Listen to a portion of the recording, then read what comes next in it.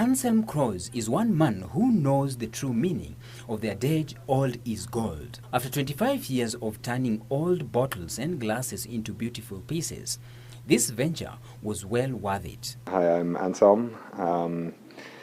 I started this company about 25 years ago out of a necessity to basically to make molten glass. We were doing stained glass windows and wanted to reduce the price of importing the flat glass, and so I did a course on how to manipulate molten glass and found in doing that that there was a lot of other things that we could make with it, and we've learned on the job. I've had visiting experts come from time to time in the last couple decades to show us new tricks. Glass blowing is a very old craft. It's 2,000 years old.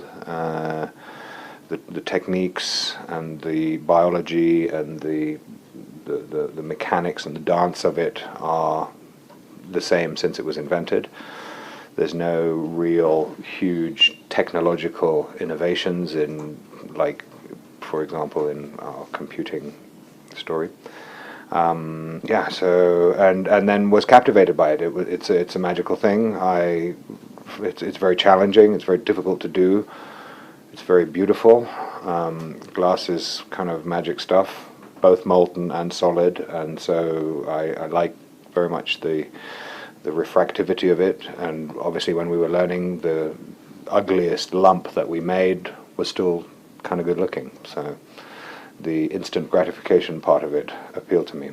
The process of converting these old bottles into beautiful pieces of art is long, and Anselm usually makes them according to their own needs and design, but at times the clients get their way and other times they don't. It's essentially a simple process because we recycle glass. We recycle because it's a no-brainer. It's cheaper to do that. You don't need quite so much temperature to melt glass that's already glass than you do to make glass from silica sand, soda ash, which are the basic raw materials. We source our glass from around the sort of Greater Nairobi area. Window glass is a popular one of mine, bottles, pretty much any kind of glass. I mean, I do sort it by either color or type, and when we have our mass of scrap glass we'll start in the evening. In the evening we'll throw that into the furnace, approximately 250 kilos of the stuff, a few wheelbarrows full. Overnight the furnace is at 1100 centigrade. It melts that down, it traps bubbles, those boil out, and by the morning we have a sort of nice molten mass. We're very much client based, but we're also material driven. There's a lot of limitations in working recycled glass. There's only so much you can do with it, and so quite a lot of the time my products will actually, in my opinion, design themselves. If I'm making a simple object, there's only so many ways you can do it.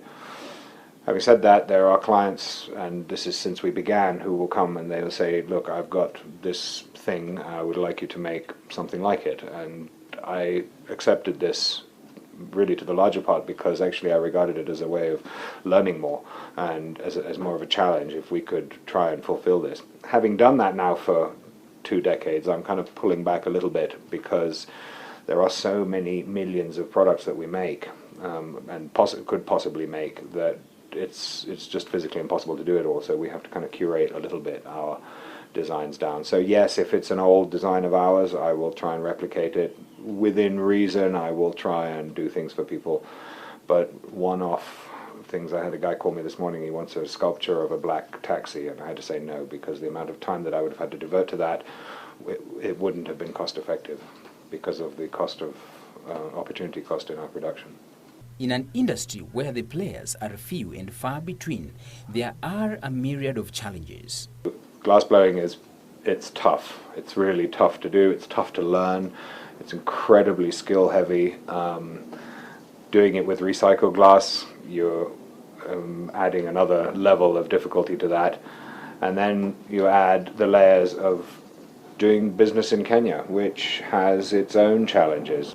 The large amounts of legislation that are required, obviously being a developing country, we have to sort of start trying to follow best practices and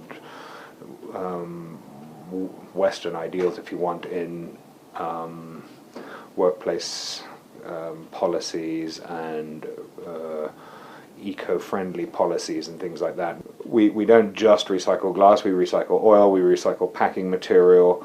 I recycle quite a lot of my building material, I recycle a lot of my metal. My furnaces are made out of recycled materials.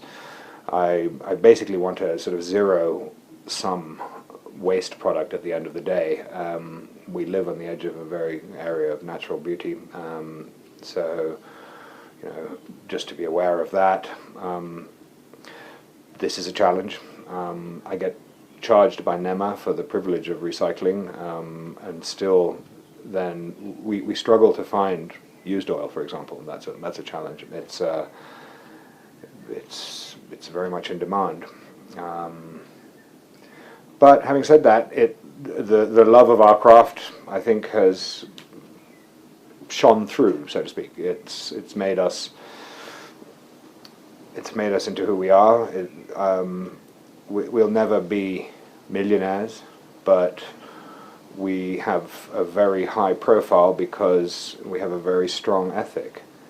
The building industry has grown leaps and bounds over the last few years, and Anselm envisions his business growing in tandems with it. Putting together my sort of plans for 5 and 10 and 15 years, and some of them I'll share with you and some of them I won't.